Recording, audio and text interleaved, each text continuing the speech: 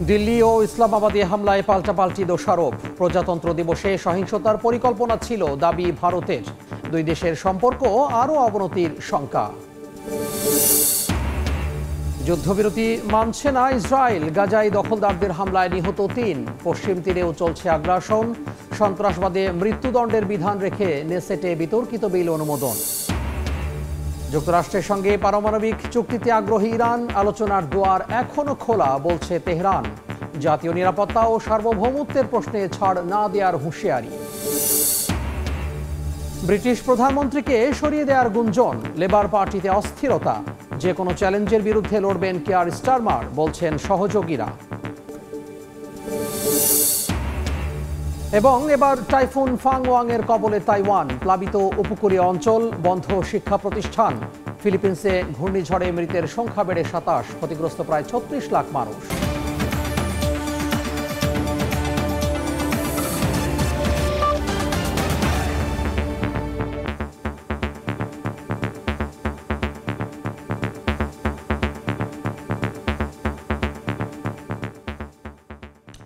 আন্তর্জাতিক সময়ের সঙ্গে আছি আমি তোহা খান তামিম। বিস্ফোরণের ঘটনায় পাল্টাপাল্টি দোষারোপ করেছে ভারত ও পাকিস্তান। মঙ্গলবার ইসলামাবাদে আদালতের সামনে আত্মঘাতী হামলার পেছনে ভারত সমর্থিত সন্ত্রাসী গোষ্ঠীর সংশ্লিষ্টতা রয়েছে বলে দাবি করেছে শাহবাজ শরীফ প্রশাসন। অপরদিকে নয়াদিল্লিতে গাড়ি বিস্ফোরণের দায় পাকিস্তান সমর্থিত সন্ত্রাসী গোষ্ঠীর ওপর চাপিয়েছে ভারতের বিভিন্ন মহল। বিশ্লেষকরা বলছেন, নতুন এ উত্তেজনা ভারত পাকিস্তান সম্পর্ককে আরও অবনতির দিকে নিয়ে যাওয়ার আশঙ্কা তৈরি করছে।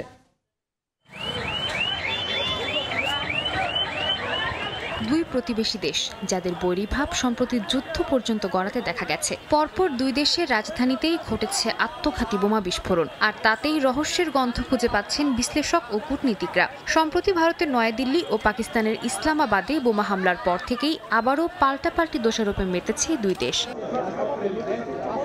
সোমবার ভারতের নয়াদিল্লিতে গাড়ি বিস্ফোরণের পর থেকেই সন্ত্রাসী হামলা আখ্যা দিয়ে তদন্তে নামে ভারতের আইনশৃঙ্খলা বাহিনী। দেশব্যাপী নিরাপত্তা বাহিনীর সন্ত্রাস বিরোধী দলের কার্যক্রম জোরদার করা হয়। ওই হামলায় পাকিস্তান সমর্থিত সন্ত্রাসী গোষ্ঠীর হাত রয়েছে বলেও দাবি করা হয়। হামলার কয়েক ঘন্টার মধ্যেই ভারতের আম আদমি পার্টির এক নেতা দাবি করেন, এমন ভয়াবহ হামলার পেছনে শুধুমাত্র ইসলামাবাদেরই হাত থাকতে পারে। এমনকি এর জন্য যুদ্ধবিরতিকেও দায়ী করেন তিনি। ভারতের বিরুদ্ধে ষড়যন্ত্র চলছে বলে উল্লেখ করেন প্রধানমন্ত্রী নরেন্দ্র মোদী। এদিকে ভারতের দাবি, আটককৃতদের একজন জানিয়েছেন, আগামী বছর ২৬ জানুয়ারি ভারতের প্রজাতন্ত্র দিবসে সহিংসতার পরিকল্পনা ছিল তাদের। এদিকে মঙ্গলবার ইসলামাবাদে আদালত চত্বরের সামনে হামলার পেছনে ভারতের সংশ্লিষ্টতা রয়েছে বলে দাবি করেছেন পাকিস্তানের প্রধানমন্ত্রী শাহবাজ শরীফ। এমনকি একই দিনে হওয়া ক্যাডেট কলেজের হামলাতেও নয়াদিল্লিকে দায়ী করেন তিনি। তবে এই অভিযোগের কোনো প্রমাণ দেখাতে পারেননি প্রধানমন্ত্রী। পাকিস্তানের এই দাবিকে ভিত্তিহীন বলে প্রত্যাখ্যান করেছে ভারতের পররাষ্ট্র মন্ত্রণালয়। পররাষ্ট্রমন্ত্রী রণধীর জয়সওয়াল বলেন, পাকিস্তানের দুর্বল নেতৃত্ব থেকে মনোযোগ সরানোর জন্য কৌশল হাতে নিয়েছে তাদের প্রশাসন। বিশ্লেষকরা বলছেন, প্রমাণ ছাড়াই দুই দেশ একে অপরকে দোষারোপের খেলায় মেতে উঠেছে। তবে এ ধরনের হামলা চলতে থাকলে এর পেছনে যাদেরই হাত থাকুক না কেন, ভারত পাকিস্তান সম্পর্কে তা নেতিবাচকভাবে প্রভাব ফেলবে বলে মত তাদের। সাদিয়া তাসনিম, সময় সংবাদ। যুদ্ধবিরতি লঙ্ঘন করে আবারও গাজায় হামলা চালিয়েছে ইসরায়েল। এতে ৩ ফিলিস্তিনি নিহত হয়েছেন। যুদ্ধবিরতি শুরুর পর ১৫,০০০-এর বেশি অবকাঠামো ধ্বংস করেছে ইসরায়েলি বাহিনী। পশ্চিম তীরেও চলছে দখলদারদের অভিযান। এর মধ্যেই সন্ত্রাসবাদের অভিযোগে মৃত্যুদণ্ড কার্যকর করতে বিতর্কিত একটি বিল অনুমোদন দিয়েছে ইসরায়েলি পার্লামেন্ট। তেল আবিবের এই পদক্ষেপের তীব্র নিন্দা জানিয়েছে অ্যামনেস্টি ইন্টারন্যাশনাল। গাজায় প্রতিনিয়ত যুদ্ধবিরতি লঙ্ঘন করে চলেছে ইসরায়েলি সেনারা। মঙ্গলবারও উপত্যকায় হামলা চালানো হয়। এতে কয়েকজন ফিলিস্তিনি নিহত হন। গণমাধ্যমের তথ্যমতে অক্টোবরে ইসরায়েল ও ফিলিস্তিনের স্বাধীনতাকামী সংগঠন হামাসের মধ্যে যুদ্ধবিরতি শুরুর পর গাজায় এখন পর্যন্ত ১৫,০০০-এর বেশি অবকাঠামো ধ্বংস করেছে দখলদার বাহিনী। বার্তা সংস্থা আনাদোলুর এক প্রতিবেদনে বলা হয়েছে, গাজায় ইসরায়েলের ২ বছরের আগ্রাসনে ৬,০০০-এরও বেশি মানুষের অঙ্গচ্ছেদ হয়েছে। গাজার স্বাস্থ্য মন্ত্রণালয় বলছে, ভুক্তভোগীদের ২৫% শিশু এবং ১২.৭% নারী। যুদ্ধবিরতি চললেও চিকিৎসা সরঞ্জামের ঘাটতির কারণে আহতদের দুর্ভোগ আরও বাড়ছে। এর মধ্যেই চলছে মরদেহ উদ্ধারের কাজ। বিভিন্ন স্থানে ধ্বংসস্তূপের ভেতর থেকে উদ্ধার করা হচ্ছে নেতানিয়াহু বাহিনীর নৃশংসতায় নিহত বহু মানুষের দেহাবশেষ। তবে ডিএনএ পরীক্ষার অভাব ও পচন ধরায় শনাক্তকরণে দেখা দিয়েছে জটিলতা। পশ্চিম তীরেও চলছে দখলদার বাহিনীর অভিযান। মঙ্গলবার অঞ্চলটির বেইত লিদ এবং দেইর শারাফে বেদুন সম্প্রদায়ের চাষের জমি যানবাহনে আগুন দেয় ইসরায়েলি সেনারা। দমনপীড়নের মধ্যেই সন্ত্রাসবাদের অভিযোগে মৃত্যুদণ্ড কার্যকর করতে বিতর্কিত একটি বিল প্রথম দফার ভোটে অনুমোদন দিয়েছে ইসরায়েলি পার্লামেন্ট। প্রস্তাবিত আইনের খসড়ায় বলা হয়েছে, জাতিগত বিদ্বেষবশত যারা ইহুদিদের হত্যা করবে বা তাদের নিজ ভূমিতে বসতি স্থাপনে বাধা দেয়া হয়, তাহলে তাদের সন্ত্রাসবাদের তকমা দিয়ে মৃত্যুদণ্ড কার্যকর করা হবে। দ্য টাইমস অফ ইসরায়েলের তথ্যমতে 120 সদস্যের নেসেটে সোমবার নিরাপত্তা মন্ত্রী ইতামার বেন গভির প্রস্তাবিত এ দণ্ডবিধির সংশোধনী 39-16 ভোটে গৃহীত হয়।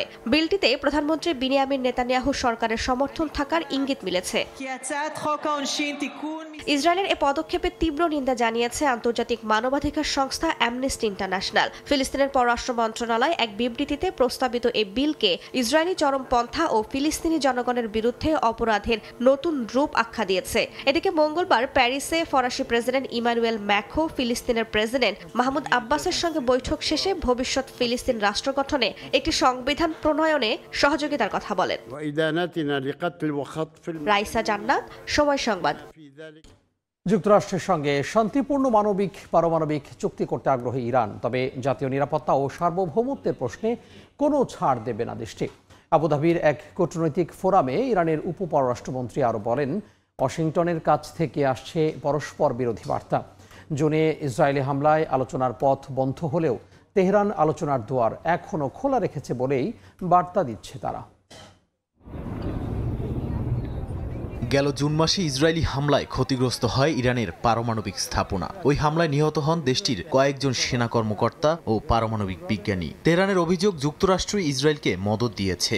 হামলার 2 দিন পর ওমানের মধ্যস্থতায় শুরু হওয়ার কথা ছিল 6ষ্ঠ দফা ইরান মার্কিন পরোক্ষ আলোচনা, কিন্তু সহিংসতার পর সেটিও বাতিল হয়ে যায়। এরপর ইরানের পররাষ্ট্র মন্ত্রণালয়ের মুখপাত্র বলেন, যুক্তরাষ্ট্র একদিকে আক্রমণ করে আবার অন্যদিকে আলোচনার প্রস্তাব দেয়। এটা নিছক ভণ্ডামি। তবে এবার দীর্ঘ বৈরিতার পরও যুক্তরাষ্ট্রের সঙ্গে নতুন করে আলোচনায় বসতে চায় ইরান। আবুধাবির 12তম স্ট্র্যাটেজিক ডিবেটে উপপররাষ্ট্রমন্ত্রী সাইদ খতিবজাদে বলেন, ইরানের পারমাণবিক কর্মসূচি সম্পূর্ণ শান্তিপূর্ণ ও দেশীয় প্রযুক্তি নির্ভর। একই সঙ্গে পারমাণবিক অস্ত্র ইরানের কর্মসূচির অংশ নয় বলেও জানান তিনি আরও বলেন, যুক্তরাষ্ট্র তৃতীয় দেশের মাধ্যমে পরস্পর বিরোধী বার্তা পাঠাচ্ছে, আর এতে আলোচনার পরিবেশ জটিল হয়ে উঠেছে। খতিবজাদে স্পষ্ট করে জানান, জাতীয় নিরাপত্তার প্রশ্নে ইরান কোনো ছাড় দেবে না। মানবাধিকার ইস্যুতেও যুক্তরাষ্ট্র ইরান সম্পর্ক নতুন বিতর্কের মুখে। নিউ ইয়র্ক টাইমস জানিয়েছে, সেপ্টেম্বরে যুক্তরাষ্ট্র 54 জন ইরানি নাগরিককে জোর করে তেহরানে পাঠিয়েছে, যাদের মধ্যে ধর্মান্তরিত খ্রিস্টান, জাতিগত সংখ্যালঘু ও সরকার বিরোধী কর্মীও ছিলেন। তেহরান জানিয়েছে আরও 400 ইরানি নাগরিক যুক্তরাষ্ট্রে বহিষ্কারের অপেক্ষায় আছেন। নাদিম মারজান, সময় সংবাদ। আন্তর্জাতিক সময় আরও থাকছে। বোরকা না পড়লে চিকিৎসা নয়, আফগানিস্তানের হেরাতে নারীদের জন্য নতুন পোশাক বিধি জারি। হিজাব পরিধানের পক্ষে পরামর্শ দেওয়ার দাবি তালেবানের। যুক্তরাজ্যের প্রধানমন্ত্রী কিয়ার স্টারমারকে সরিয়ে দেওয়ার গুঞ্জন জোরালো হচ্ছে লেবার পার্টির ভেতরে। বাজেট ঘোষণার পরই নেতৃত্বে পরিবর্তন আনার তৎপরতা শুরু হতে পারে বলে আশঙ্কা করছে তার ঘনিষ্ঠ মহল। তবে স্টারমারের সহযোগীরা জানিয়েছেন, যে কোনো নেতৃত্ব চ্যালেঞ্জের বিরুদ্ধেই লড়বেন তারা। যুক্তরাজ্যের রাজনীতিতে ফের শুরু হয়েছে নেতৃত্ব সংকটের আলোচনা। প্রধানমন্ত্রী কিয়ার স্টারমারকে সরিয়ে নতুন নেতৃত্বের ভাবনার গুঞ্জন ছড়িয়েছে ওয়েস্টমিনিস্টারে। বাজেট ঘোষণার পরে প্রধানমন্ত্রী স্টারমারের নেতৃত্ব টিকবে কিনা তা নিয়ে লেবার পার্টির ভেতরে জল্পনা কল্পনা চলছে। তবে তার ঘনিষ্ঠ সহযোগীরা বলছেন, স্টারমার তার পথ ছাড়বেন না এবং যে কোনো অভ্যন্তরীণ চ্যালেঞ্জের মুখেও লড়াই চালিয়ে যাবেন। স্টারমার বিরোধী গোষ্ঠী তার মন্ত্রিসভারই কয়েকজন প্রভাবশালী সদস্যের দিকে তাকিয়ে আছে বলে জানা গেছে। সম্ভাব্য নেতৃত্ব প্রত্যাশীদের মধ্যে রয়েছেন স্বাস্থ্য সচিব ওয়েস স্ট্রিটিং, স্বরাষ্ট্রমন্ত্রী শাবানা মাহমুদ, জ্বালানি মন্ত্রী এড মিলিব্যান্ড এবং সাবেক পরিবহন মন্ত্রী লুইস হেইগ। তবে স্ট্রিটিং এর পক্ষ থেকে সব জল্পনা উড়িয়ে দিয়ে জানানো হয়েছে, তার মনোযোগ কেবল স্বাস্থ্য খাত সংস্কারে। বর্তমানে ডাউনিং স্ট্রিটের অভ্যন্তরে চলছে অস্থিরতা ও পারস্পরিক অভিযোগ। এক সরকারি সূত্র জানায়, প্রধানমন্ত্রীর দল নিজস্ব সহযোগীদের বিরুদ্ধে নেতিবাচক প্রচারে নেমেছে। এতে দলের ভাবমূর্তি যেমন নষ্ট হচ্ছে, তেমনি প্রশাসনিক স্থিতিও দুর্বল হচ্ছে। তবে স্টারমারের সমর্থকরা সতর্ক করছেন, নেতৃত্ব পরিবর্তন মানেই হবে লেবার পার্টির জন্য রাজনৈতিক অস্থিরতা, বাজারের অস্থিতিশীলতা এবং যুক্তরাষ্ট্রের প্রেসিডেন্ট ট্রাম্পের সঙ্গে অর্জিত সম্পর্কের ঝুঁকি। তাদের মতে এখন নেতৃত্ব বদল মানে আত্মঘাতী সিদ্ধান্ত। এক জরিপে দেখা গেছে, স্টারমারের জনপ্রিয়তা লেবার পার্টির ইতিহাসে সর্বনিম্ন পর্যায়ে। দলীয় কিছু মন্ত্রী মনে করছেন, এই অবস্থায় মে পর্যন্ত সরকার টিকিয়ে রাখা কঠিন হবে। ইয়াসিন মোহাম্মদ জিসান, সময় সংবাদ। ফিলিপিন্সের পর এবার টাইফুন ফাংওয়াং এর কবলে তাইওয়ান। ঝড়ের প্রভাবে ভারী বৃষ্টিতে উপকূলীয় অঞ্চল প্লাবিত হয়েছে, বন্ধ রয়েছে স্কুল ও কলেজ। এর মধ্যে ৮,০০০-এর বেশি মানুষকে সরিয়ে নেওয়া হয়েছে নিরাপদ আশ্রয়। এদিকে ফিলিপিন্সে ফাংওয়াং এর তাণ্ডবে মৃতের সংখ্যা বেড়ে দাঁড়িয়েছে ২৭ জনে। ক্ষতিগ্রস্ত হয়েছে প্রায় ৩৬ লাখ মানুষ। সুপার টাইফুন ফাংওয়াংয়ের তাণ্ডবে বিপর্যস্ত তাইওয়ানের উপকূলীয় অঞ্চল। স্থানীয় সময় মঙ্গলবার দ্বীপটিতে আঘাত হানে ঘূর্ণিঝড়টি। পূর্বাঞ্চলের হুয়ালিয়েন ও ইয়েলান কাউন্টিতে প্রবল বর্ষণে ডুবে গেছে ঘরবাড়ি, সেতু ও রাস্তাঘাট। সুয়াও শহরে পানির উচ্চতা বেড়েছে ৪ ফুট পর্যন্ত। ডুবে গেছে দোকান ও ঘরবাড়ি। বন্ধ রয়েছে স্কুল কলেজ। বাতিল করা হয়েছে অন্তত ৬৬টি অভ্যন্তরীণ ফ্লাইট। জারি রয়েছে জরুরি সতর্কবার্তা। স্থানীয় প্রশাসন জানায়, শহরের ড্রেনেজ ব্যবস্থা এমন বৃষ্টিপাত সামলাতে পারেনি। ফলে দ্রুত ঘরবাড়ির ভেতরে পানি উঠে গেছে। বহু মানুষের জীবিকার সব উপকরণ হারিয়ে গেছে। এরই মধ্যে ৮,০০০-এর বেশি মানুষকে নিরাপদে সরিয়ে নেওয়া হয়েছে। আহত হয়েছেন অনেকে। বহু এলাকায় বিদ্যুৎ ও যোগাযোগ বিচ্ছিন্ন হয়ে আছে। এর আগে ফাংওয়াং ক্যাটাগরি ৫ মাত্রার ঘূর্ণিঝড়ের রূপ নিয়ে ফিলিপিন্সের অরোরা প্রদেশে আঘাত হানে। প্রবল ঝড় ও বৃষ্টিতে বেশ কয়েকজন হতাহত এবং ৩৫ লাখের বেশি মানুষ ক্ষতিগ্রস্ত হয়েছে। সান্তিয়াগো শহরে ভয়াবহ বন্যায় ডুবে গেছে শত শত গ্রাম। ৪০,০০০-এর বেশি বাড়িঘর ক্ষতিগ্রস্ত। ৬০০-এর বেশি সড়ক ও সেতু ভেঙে গেছে। ডিপাকুলাও শহরে উপকূলীয় মহাসড়ক ধসে পড়ায় বিচ্ছিন্ন হয়ে যায় যোগাযোগ ব্যবস্থা। এখনও নিখোঁজদের সন্ধান ও রাস্তা মেরামতে কাজ করছেন উদ্ধারকর্মীরা। ইয়াসমিন অনন্যা, সময় সংবাদ। দক্ষিণ সুদানে ভয়াবহ মানবিক সংকটের দিকে ধাবিত হচ্ছে বলে সতর্ক করেছে জাতিসংঘ। ২০২৩ সাল থেকে ১২ লাখের বেশি মানুষ সুদানে প্রবেশ করায় কাল হয়ে উঠেছে বলে জানায় সংস্থাটি। সংঘাতে নারী ও শিশুরা সবচেয়ে বেশি সহিংসতার শিকার হয়েছে বলেও জানায় জাতিসংঘ। সুদানে খাদ্য নিরাপত্তা এবং জীবন হারানোর ঝুঁকি এবং এল ফাশির শহরের র্যাপিড সাপোর্ট ফোর্স RSF এর হামলায় লাখ লাখ মানুষের জীবন অনিশ্চয়তায় পড়েছে। এরই মধ্যে জাতিসংঘ সতর্ক করেছে, দক্ষিণ সুদান এক ভয়াবহ মানবিক সংকটের দিকে ধাবিত হচ্ছে। হিংসা, খাদ্য ঘাটতি এবং শরণার্থী ঢেউ দেশটিকে বিপর্যয়ের মুখে ঠেলে দিচ্ছে। ২০২৩ সাল থেকে ১২ লাখের বেশি মানুষ সুদান থেকে প্রবেশ করাই কাল হয়ে উঠেছে বলে জানায় তারা। এর মধ্যে নারী ও শিশুরা সবচেয়ে বেশি সহিংসতার শিকার হয়েছে বলেও জানায় সংস্থাটি। জাতিসংঘ মহাসচিবের উপসচিব বলেন, গত বছর ২৬০টি যৌন সহিংসতার ঘটনা রিপোর্ট করা হয়েছে, যার মধ্যে ধর্ষণ, যৌন দাসত্ব এবং জোরপূর্বক বিয়েও রয়েছে। তিনি সতর্ক করে বলেন, দক্ষিণ সুদানে আন্তর্জাতিক সহায়তা প্রত্যাহারের ফলাফলও প্রলয়ঙ্কারী হতে পারে। যদিও দক্ষিণ সুদানের জাতিসংঘ দূত বলেছেন, সম্প্রতি সরকারের প্রশাসনিক পরিবর্তনগুলো দেশের সার্বভৌমত্ব এবং আইন মেনেই সম্পন্ন হয়েছে। দক্ষতা বৃদ্ধি, জবাবদিহিতা নিশ্চিত এবং স্থিতিশীলতা বজায় রাখার লক্ষ্যে করা হয়েছে। শান্তি প্রক্রিয়া এবং চিরস্থায়ী শান্তি বজায় রাখতে সরকারের পক্ষ থেকে প্রতিশ্রুতিও দেয়া হয়। নাদিম মারজান, সময় সংবাদ। আজারবাইজান জর্জিয়া সীমান্তের কাছে তুরস্কের সামরিক বিমান বিধ্বস্তের ঘটনায় ২০ কর্মকর্তা নিহত হয়েছেন।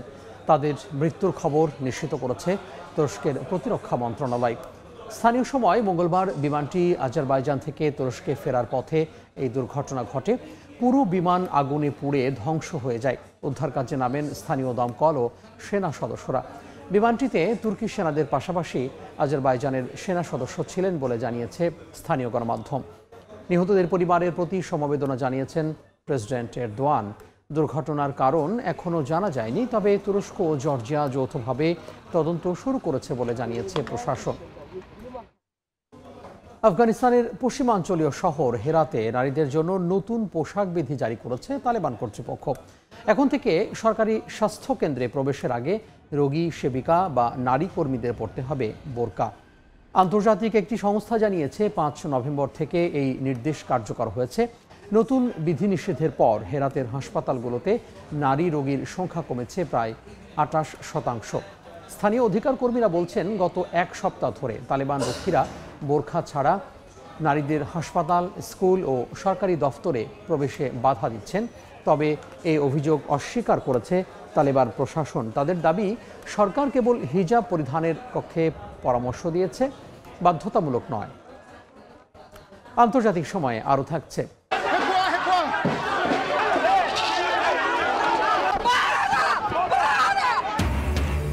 বন রক্ষার দাবিতে ব্রাজিলে COP30 জলবায়ু সম্মেলন স্থলে আদিবাসীদের বিক্ষোভ, নিরাপত্তা বাহিনীর সঙ্গে সংঘর্ষ, বেশ কয়েকজন আহত।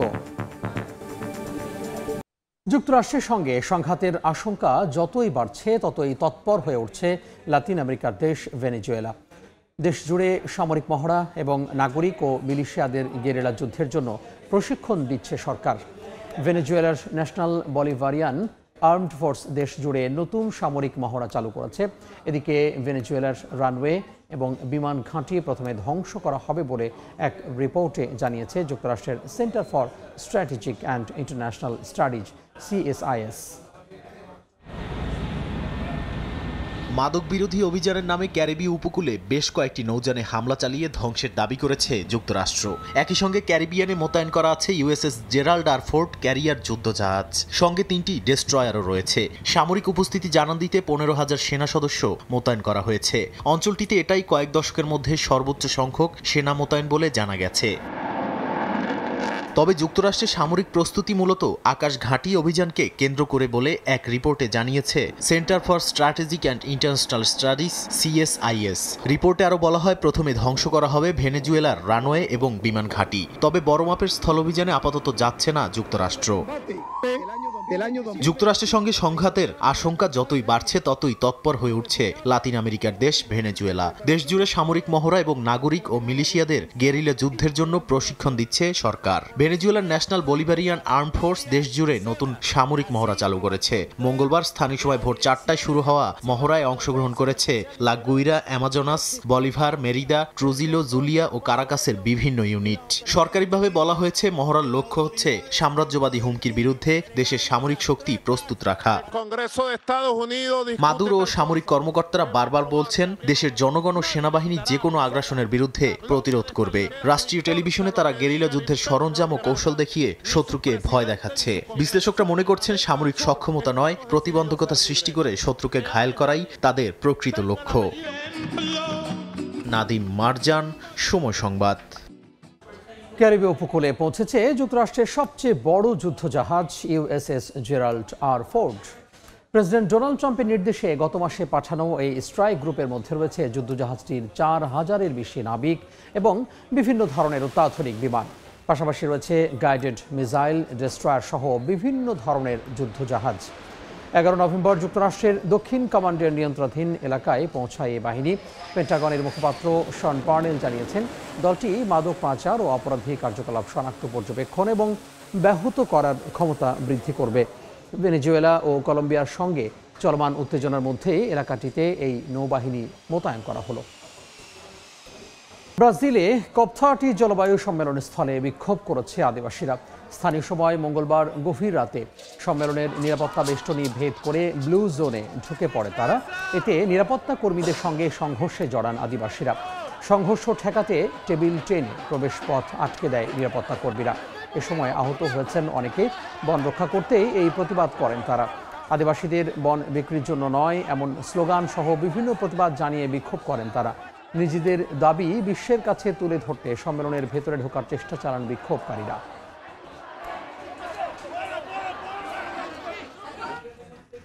যুক্তরাষ্ট্রের বিনিয়োগ প্রকল্পের বিরুদ্ধে সার্বিয়ার রাস্তায় নেমেছেন হাজারো মানুষ। পুরনো সামরিক সদর দফতরকে বিলাসবহুল কমপ্লেক্সে রূপান্তরের নতুন আইন পাশের পর উত্তপ্ত হয়ে ওঠে রাজধানী বেলগ্রেড। 1999 সালে ন্যাটোর হামলায় ক্ষতিগ্রস্ত পুরনো যুগোস্লাভ সামরিক সদর দফতর ঘিরে স্থানীয় সময় মঙ্গলবার ব্যাপক বিক্ষোভে নামেন সার্বিয়ার নাগরিকরা। মার্কিন প্রেসিডেন্ট ডোনাল্ড ট্রাম্পের জামাতা জ্যারেড কুশনারের কোম্পানিকে ওই স্থাপনা 99 বছরের জন্য লিজে দেওয়ার সরকারি সিদ্ধান্তে ক্ষুব্ধ তারা। সরকার বলছে দ্রুত প্রশাসনিক অনুমোদনের মাধ্যমে এই প্রকল্প যুক্তরাষ্ট্রের সঙ্গে অর্থনৈতিক সম্পর্ক মজবুত করবে। তবে বিক্ষোভকারীরা মনে করছেন যুদ্ধের স্মৃতি বহনকারী স্থাপনাটি জাতীয় ঐতিহ্যের অংশ, এটাকে ব্যক্তিগত ব্যবসায়িক প্রকল্পে পরিণত করা জাতীয় অপমান। আন্তর্জাতিক সময় বাধ্য হয়ে বিবিসির বিরুদ্ধে মামলার ঘোষণা দিয়েছেন বলে জানিয়েছেন মার্কিন প্রেসিডেন্ট ডোনাল্ড ট্রাম্প।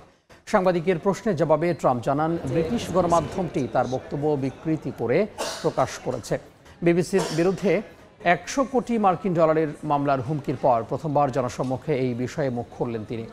ফক্স নিউজকে দেওয়া সাক্ষাৎকারে ট্রাম্প বলেন তার বক্তব্য বিকৃত করে দর্শকদের সঙ্গে প্রতারণা করেছে বিবিসি, তাই এই মামলার হুমকি বাস্তবায়নে করা হবে বলে জানিয়েছেন তিনি। এই ঘটনায় এরই মধ্যে পদত্যাগ করেছেন বিবিসির মহাপরিচালক ও বার্তা প্রধান। একই সঙ্গে ক্ষমা চেয়েছেন গণমাধ্যমটির চেয়ারম্যান। চীনের সিচুয়ান প্রদেশে সম্প্রতি উদ্বোধন করা একটি সেতুর একাংশ ধসে পড়েছে, তবে হতাহতের কোনো খবর পাওয়া যায়নি। স্থানীয় কর্তৃপক্ষ জানিয়েছে সেতুটি পুরোপুরি চালু হওয়ার কয়েক মাসের মধ্যেই ধ্বংসের মুখে পড়েছে। সোমবার সেতুটিতে যান চলাচল বন্ধ ঘোষণা করে পুলিশ। এর পেছনে আশপাশের পাহাড়ি ঢাল, সড়কে ফাটল এবং ভূমিধসকে দায়ী করা হয়েছে। মঙ্গলবার বিকেলে পাহাড়ি এলাকায় পরিস্থিতি আরও খারাপ হয়। ভূমিধস শুরু হওয়ায় সেতুর প্রবেশ পথ ও সড়কের অংশ ধসে পড়ে। নির্মাণকারী প্রতিষ্ঠান সিচুয়ান রোড অ্যান্ড ব্রিজ গ্রুপের তথ্য অনুসারে সেতুটির নির্মাণ কাজ চলতি বছরের শুরুতেই সম্পন্ন হয়েছিল। আন্তর্জাতিক সময় লন্ডনের কার্নাবি স্ট্রিটে জ্বলে উঠেছে বড়দিনের আলো। পর্যটক প্রিয় সোহার প্রাণকেন্দ্র ঝলমলে উৎসবের মধ্য দিয়ে শুরু হলো এবছরের ক্রিসমাস লাইটস। উৎসব প্রেমীদের ভিড়ে মুখর ছিল গোটা এলাকা।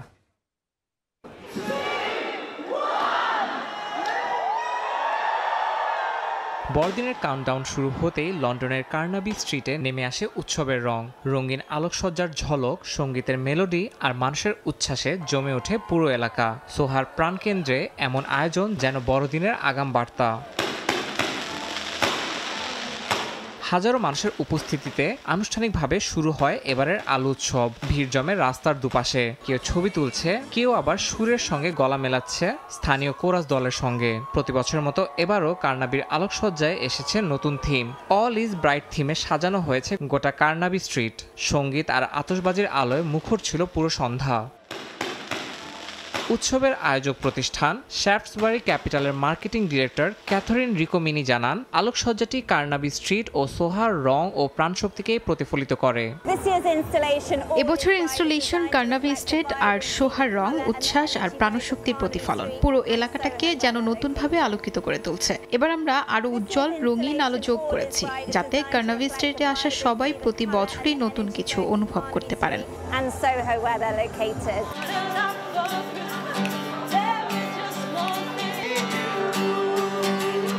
উৎসবের এই আলোক ঝলমলে মুহূর্ত শুধু বড়দিনের নয়, এ যেন লন্ডনের হৃদয়ে আনন্দ আর একতার বার্তা ছড়িয়ে দেওয়ার এক উজ্জ্বল প্রতীক। ইয়াসিন মোহাম্মদ জিসান, সময় সংবাদ। আন্তর্জাতিক সময়ের শীর্ষ সংবাদগুলো জানিয়ে দিব আরও একবার। দিল্লি ও ইসলামাবাদে হামলায় পাল্টাপাল্টি দোষারোপ। প্রজাতন্ত্র দিবসে সহিংসতার পরিকল্পনা ছিল, দাবি ভারতের। দুই দেশের সম্পর্ক আরও অবনতির শঙ্কা। যুদ্ধবিরতি মানছে না ইসরায়েল। গাজায় দখলদারদের হামলায় নিহত 3। পশ্চিম তীরেও চলছে আগ্রাসন। সন্ত্রাসবাদে মৃত্যুদণ্ডের বিধান রেখে নেসেটে বিতর্কিত বিল অনুমোদন। এবং ব্রিটিশ প্রধানমন্ত্রীকে সরিয়ে দেওয়ার গুঞ্জন। লেবার পার্টিতে অস্থিরতা। যে কোনো চ্যালেঞ্জের বিরুদ্ধে লড়বেন কিয়ার স্টারমার, বলছেন সহযোগীরা।